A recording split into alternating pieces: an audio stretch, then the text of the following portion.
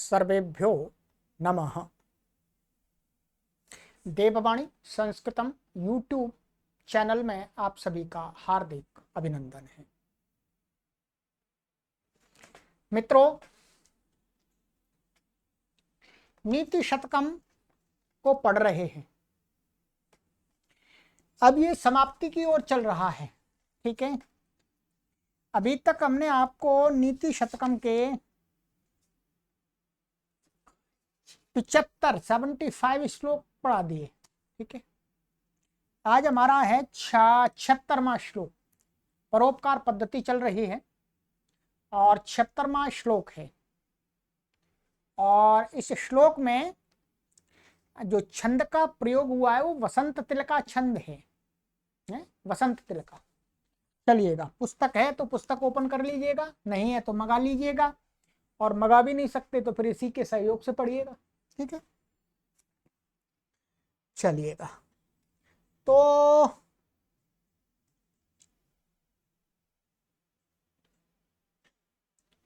ये हो गया था हमारा श्रोत्रम श्रुतेनैव न कुंडलेन नानेन पाणिर्न तु कंकणेन विभाति कायः करुणापराणां परोपकारैर्न तु चंदनेन। ये पढ़ लिया था हमने, ठीक है। चलिएगा, अब आगे का श्लोक है, बहुत सुंदर है ये भी। परोपकारी लोगों के गुणों को बता रहा है और उदाहरणों को दे दे करके कवि, ठीक है। ये वसंत तिलक का छंद है, जैसा कि मैंने आपको बता दिया है। कवि कहते हैं, भर्तृहरि महाराज कहते हैं, पद्माकरं दिनकरो विकचीकरोति चंद्रो विकासयति कैरवचक्रवालं नाभ्यर्थितो जलधरोऽपि जलं ददाति संतः स्वयं परहितेषु कृताभियोगाः। बहुत ही सुंदर भाव है इसके अंदर। आइएगा, क्या कहता है कवि, अन्वय करते हैं पदों का, फिर अर्थ निकालेंगे। दिनकरः पद्माकरं विकचीकरोति चंद्रः कैरवचक्रवालं विकासयति जलधरः अपि न अभ्यर्थितः जलं ददाति संतः स्वयं परहितेषु कृताभियोगाः भवन्ति का अध्याहार कर लेंगे। देखिएगा क्या कहता है कभी। दिनकरः, दिनकर दिनम करोति सा, दिनकर दिन को कौन करता है? सूर्य देवता। सूर्य महाराज जी आ जाते हैं, दिन बन जाता है, चले जाते हैं, रात्रि बन जाती है। तो दिनकरा सूर्य पद्माकरम विकचीकरोति। पद्माकरम माने जो कमलों के समूह होता है, उसको क्या है, उसको पंखुड़ियों को फैला देते हैं। जैसे ही सूर्य निकलता है कमल फैल जाते हैं, और रात्रि होते ही वो बंद हो जाते हैं ऐसे। तो दिनकरः पद्माकरम विकचीकरोति, विकचीकरोति का फैलाता है। चंद्रः कैरव चक्रवालम विकासयति, और जो चंद्रमा महाराज है, चंद्र देवता है, वो क्या करते हैं? कैरव चक्रवालम। कैरव चक्रवालम का अर्थ हो गया जो कौमुदी होती है, इसको वो क्या है, रात्रि में उसको खिला देता है चंद्रमा। कौमुदी खिल जाती है रात्रि में, ठीक है। तो विकासयति में चंद्रमा कैरव चक्र कौमुदी को विकासयति माने फैलाता है, उसको विकसित कर देता है, फैल जाती है वो। और जलधरः अपि न अभ्यर्थितः जलम ददाति, माने कहते हैं जलधरा, जलधरा माने जल को धारण करने वाला कौन है? मेघ महाराज। तो मेघ है वो भी क्या है, कैसा? ना अभ्यर्थता, लोगों के द्वारा उसको प्रार्थना नहीं की। अरे मेघ देवता, मेघ देवता, किसी ने प्रार्थना नहीं की, कोई ने उसको नहीं बोला, तो भी क्या है, आपी मन फिर भी जलम ददाती, वो जल बरसा देता है। उसको ये चिंता नहीं है कि लोग प्रार्थना करेंगे तभी मैं जल दूंगा, नहीं, वो अपना काम करता है। प्रार्थना करो चाहे मत करो, पेड़ लगाते रहो ठीक है। तो कहते हैं ये तीनों इसी प्रकार से कहते हैं संताहा, संत लोग होते हैं, श्रेष्ठ लोग होते हैं, महान लोग होते हैं। वो स्वयं माने स्वयं ही, अपने आप ही, परहितेषु माने दूसरों के हित कार्यों में, कृताभियोगाः माने करने वाले, कृताभियोगा का अर्थ करने वाले, भवंती माने होते हैं। तो परोपकारी लोगों की बात बताई। परोपकारी लोग स्वयं ही, वो कोई उनको कहता नहीं है कि भाई हमारा ये कार्य कर दो, नहीं, वो उनको लगता है भाई ये यहाँ पर करना चाहिए, वो स्वयं ही बिना बोले कर देते। जिसको कुछ देना होता है दे देते हैं, जिसकी जिस रूप में सहायता करनी होती है परोपकारी लोग अपने आप स्वयं ही कर देते हैं, किसी को बोलने की आवश्यकता नहीं होती है। तो ये होते परोपकारी, जैसे दिनकर, चंद्रमा और मेघ। कमल उनको बोलता नहीं चंद्र सूर्य को भाई निकलो निकलो, नहीं, सूर्य अपने आप निकलता है, वो खिलते हैं। चंद्रमा भी चंद्रमा को वो बोलता नहीं कौमुदी कि भाई निकलो हम खिलेंगे, नहीं। ऐसे ही लोग मेघ को नहीं प्रार्थना करते, फिर भी वो जल देता है अपने आप। तो इसका भाव ऐसी है कि ये जो जड़ उदाहरण हैं वो भी परोपकार में लगे हुए हैं। तो ये जो महान लोग होते हैं वो भी इसी प्रकार के होते हैं। हमें महान बनना चाहिए, परोपकारी बनना चाहिए। चलिए, इसमें व्याकरण की दृष्टि से कुछ हम विचार करें तो दिनकरः, दिनम करोति यह दिनकरः, दिन को करने वाला, दिन को बनाने वाला सूर्य होता है, ठीक है, ये प्रथमा व्यक्ति एक वचनांत है। और पद्माकरम, ये कमल को है, द्वितीय व्यक्ति एक वचनांत है, ठीक है। और विकच्ची करोति, तो विकच्ची करते उनको फैलाता है, विकसित करता है। तो ये क्या है, च प्रत्यांत शब्द के साथ में क्री धातु का योग है, ठीक है। तो विकच्ची करोति, ये विकच्ची, ये क्या च प्रत्यांत शब्द है, फिर क्री का उसके साथ में प्रयोग होता है। चंद्रा प्रथमा व्यक्ति एक वचनांत है। कैरव चक्रवालम द्वितीय व्यक्ति एक वचनांत है। कौमुदी विकासयति लट लकार प्रथम पुरुष एक वचन है। जलधरा, जलम धरती, जलधरा जल को धारण करता है। तो मेघ हो गया, यही प्रथमा है। अपि अव्यपद है, न अव्यपद है, अभ्यर्थिता, ये जिसका जलधरा का विशेषण है। जलधरा कैसा, ना अभ्यर्थता, बिना प्रार्थना किया हुआ, तो कत प्रत्यांत है ये, ठीक है। अभी पूर्वक अर्थ धातु से कत प्रत्यांत है। जलम, ये द्वितीय व्यक्ति एक वचनांत है। ददाती क्रियापद द धातु का लट लकार का प्रथम पुरुष का एक वचन का। संता, संत ये बहुवचन का है, प्रथमा व्यक्ति का। सन संतौ, संता माने संत लोग, महान लोग। स्वयं ये अव्यय हो गया। परहितेषु, तो परहितानि, परहिता परस्य परेशान हितानि, परहितानि तेषु परहितेषु, षष्ठी तत्पुरुष समास हो जाएगा। कृताभियोगाः, तो क्या है, कृताः अभियोगाः यैहि ते कृताभियोगाः, बहुब्रीहि समास है। किया गया है, कुछ माने योग माने किया गया है, अभियोग माने योग, कुछ विशेष लग करके, जिनके द्वारा बोलोगे कृताभियोगाः, तो बहुब्रीहि समास हो गया इसमें, ठीक है। भवंती है अध्यार कर लिया क्रियापद का, तो ये हो गया हमारा। चलिएगा, अब और देखते हैं, एक श्लोक और देख लेते हैं। ये भी बहुत सुंदर है।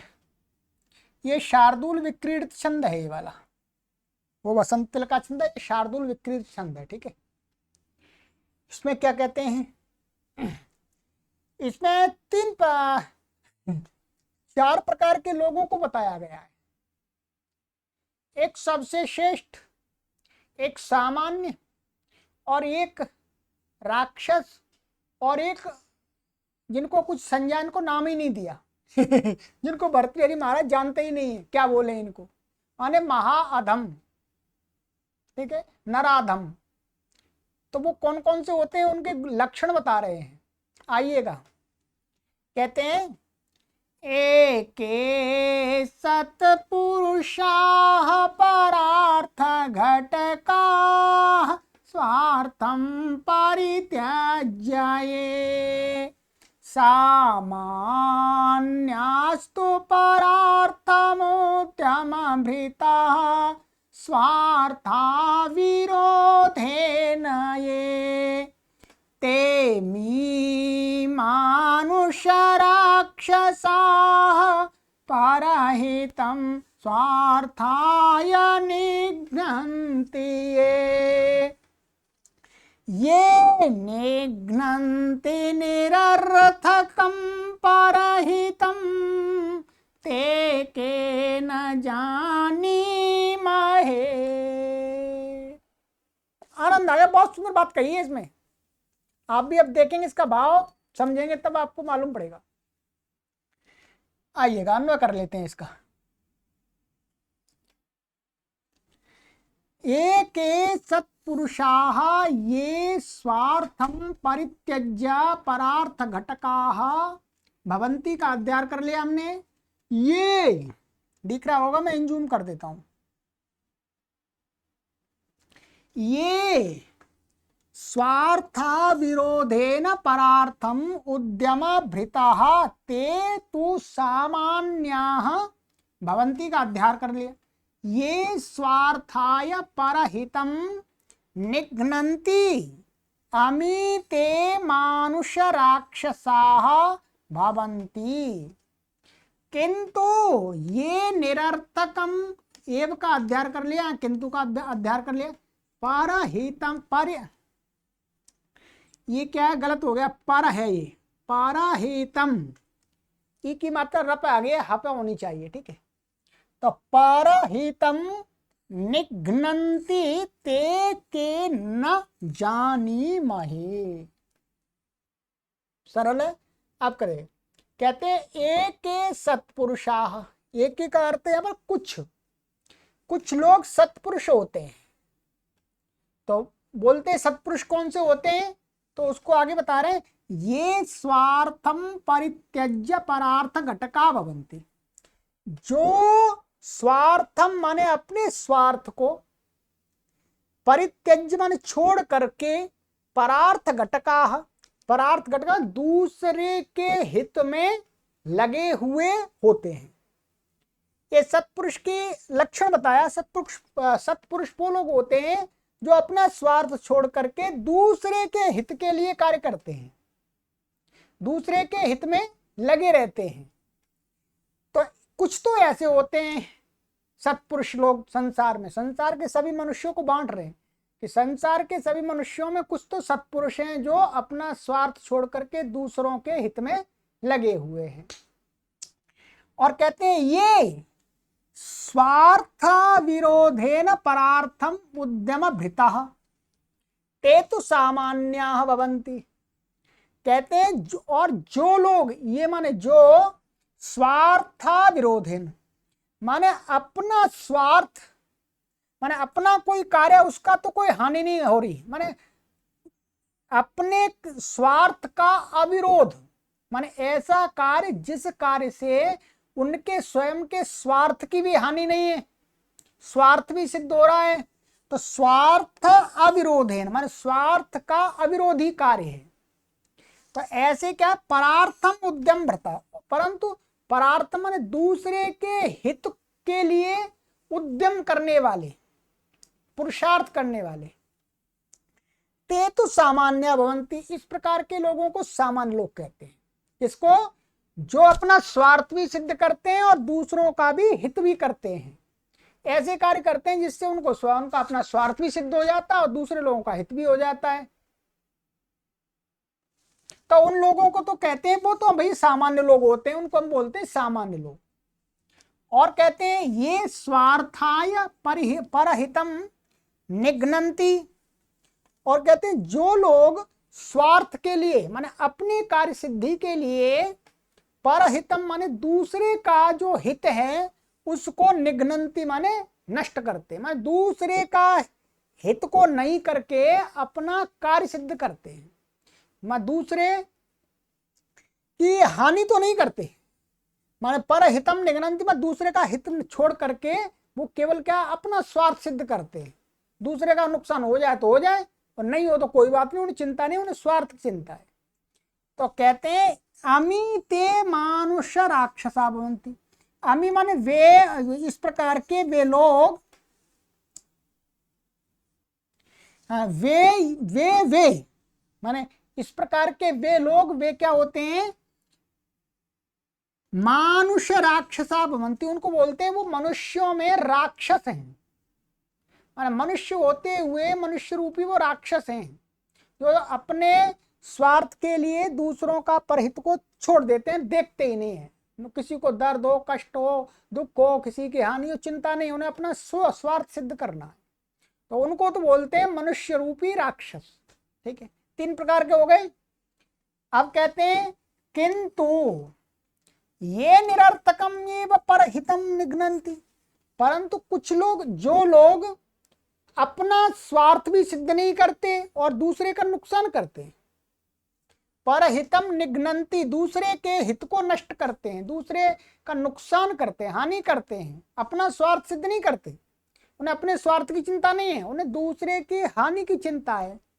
तो कहते के न जानी महे, भाई इस प्रकार के लोगों को तो हम ते के मन वे कौन हैं, न जानी महे, भर्तृहरि कह रहे हैं हम उनको नहीं जानते, उनको किस नाम से पुकारते हैं संसार में, तो उनको नराधम कह सकते हैं नीच लोग कह सकते हैं। ठीक है, तो ये बताना चाह रहे हैं कि संसार में 4 प्रकार के लोग हैं। एक सत्पुरुष लोग हैं जो दूसरे के अपने स्वार्थ को छोड़ करके परार्थ के लिए कार्य करते हैं। एक सामान्य लोग हैं जो अपना स्वार्थ भी सिद्ध करते हैं, दूसरे का हित भी सिद्ध करते हैं, दूसरे को हानि नहीं पहुंचाते, उनका भी सहयोग करते हैं।